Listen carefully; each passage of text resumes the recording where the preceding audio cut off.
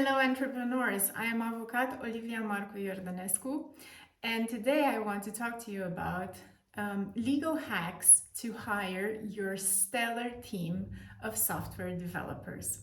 I'm an attorney at law and I partner with high-performing multipreneurs to streamline their legal processes so they get 8+ figure funding.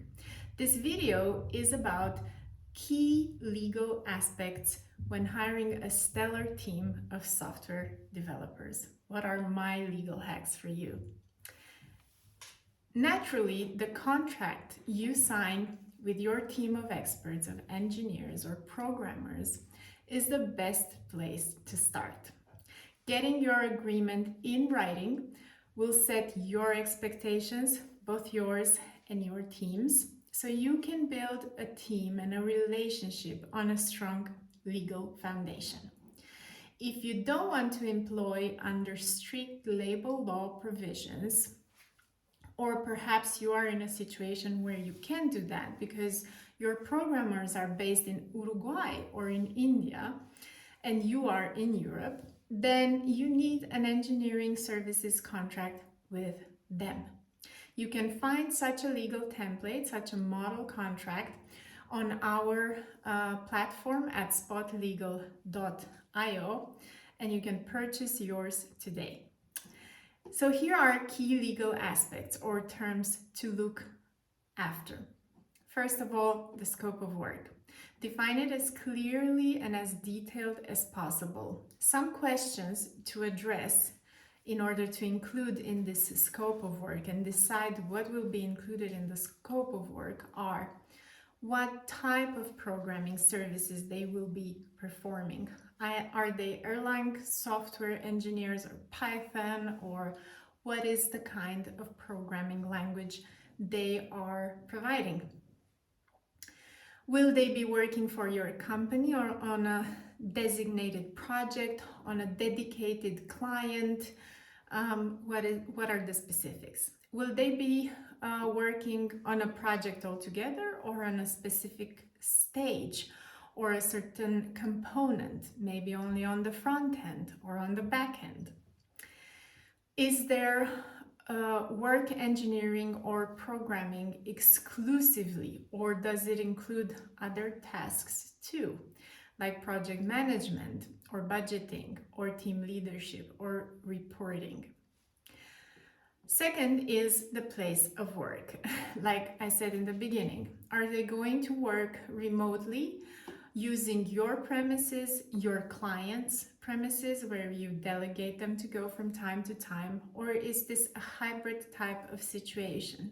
And do you have specific policies in place in respect to the different types of work arrangements for your workers or consultants or visiting freelancers? Third is the remuneration, and this has a huge connection with your cost structure. And make sure to subscribe now to this YouTube channel by clicking the subscribe button to follow other videos on the cost structure and legal hacks on other topics of software development. So on remuneration, you can have several models. One is a fixed project fee. You use this structure, this fee structure, typically if you have yourself a fixed budget from your client, time or a time-sensitive project, or a preset delivery date, right? So the task is specific, is clearly defined, and you need to make sure your developers, your programs are going to observe those confines.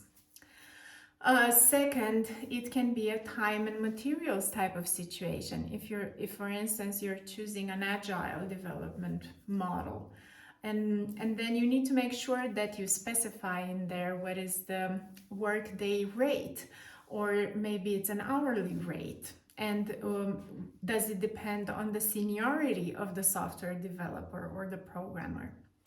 Finally, in terms of remuneration, you can have a model for a dedicated team where you specifically want certain engineers to be working on your software, And that requires you taking those software engineers maybe from other projects to work exclusively on a specific project, and that can impact your remuneration. It really depends how you negotiate with your client, because if they do want a specific team of developers, then you can negotiate an exclusivity fee. Fourth is term and termination, depending on whether your contract, whether you're hiring the software developers for a fixed term of time or for an undetermined period of time. This is going to impact your termination rights in the contract. Intellectual property, you want, of course, to own the software at the end of the collaboration. And not only, you want to own the software au fur et à mesure, as we say. So as it's being developed in each and every of its stages, in each of its components. And this is something very important to be regulated in your hiring contract with your software developers.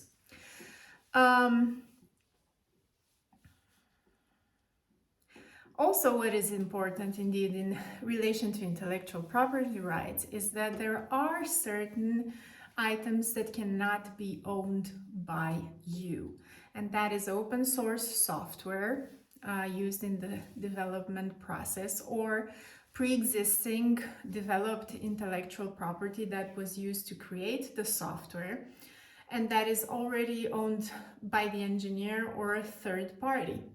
This needs to be clearly distinguished in the contract, as well as the rights conferred, licenses, and any applicable rules pertaining to the use of these components that are integrated or form a part of your final software that is going to be delivered. But also concepts, ideas relating to or behind the software. These cannot be, copyrighted. Last but not least, in your contract whereby you are hiring software developers, you should maintain insurance. Having professional insurance is a plus. While it increases the costs of contracting, it is designed to cover against certain associated risks with the software development profession. For instance, negligence, errors, omissions, or third-party damages. Mistakes can happen, and they can have an impact on your business. So make sure you do a risk assessment. How high is the risk for me in having this software developer working on this particular project for this particular client? And then decide whether or not it's worth entering into an insurance policy to be covered for all that. Other aspects to consider prior to signing an agreement with your software development team, with your engineers, is exclusivity. Would you like them to work exclusively for you, or are they free to work for other companies? Certain restrictions such as post-termination restrictions, non-compete on certain projects, territorial restrictions, non-solicitation, and things like that. You can buy now a legal template for hiring an independent engineer on spotlegal.io. And if you need legal assistance, have any questions, you can book a free legal strategy session with me at Marcu-Iordanescu.com. Make sure to subscribe for more legal hacks by clicking now the subscribe button below. To your leadership.